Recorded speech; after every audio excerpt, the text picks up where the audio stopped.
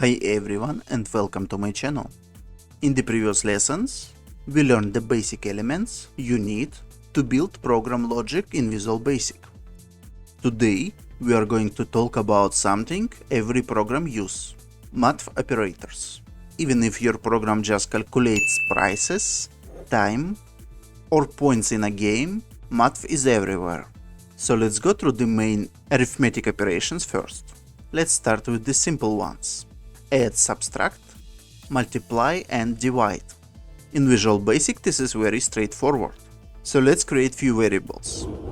dim a as integer equal 10, dim b as integer equal 3, dim sum as integer, dim diff as integer, dim prod as integer, and dim diff as double.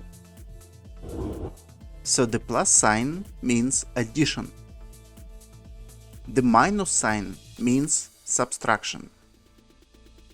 The asterisk is multiplication. And the slash is division. When you divide using a regular slash, the result will always be a floating point number. If you want only integer part without the remainder, you can use a backslash.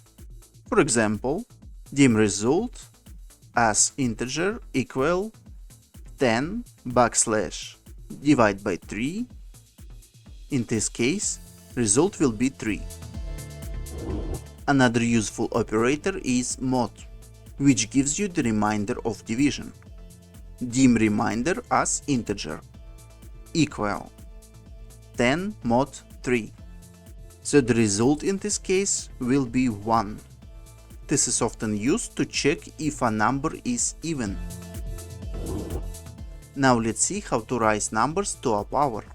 In Visual Basic for this we use the caret symbol. Dim power as double equal 2 caret 3. So here the variable power equal 8.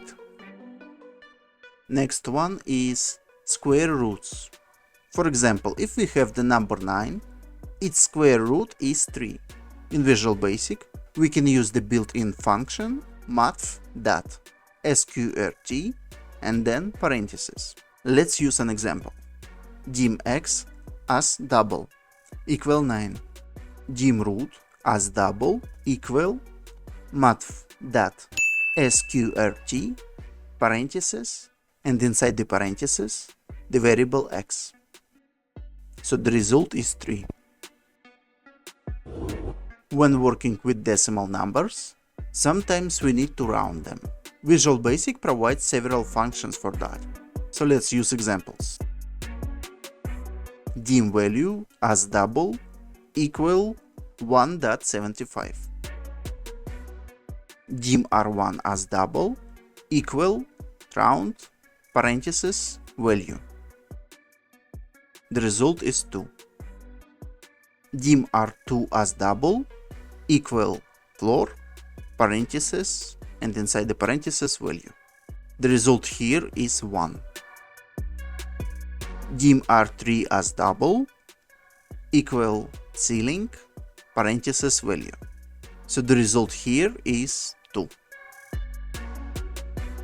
Visual Basic follows the same rules as regular math. Let's take two examples. As you can see, at the first line the result will be 14. In the second line the result is 20. The parentheses completely change the result, so if you want to control the order, always use them. You can also write operators in a shorter way. Instead of writing x equal x plus 5, you can simply write x plus equal 5. Let's take an example. Dim x as integer equal 10.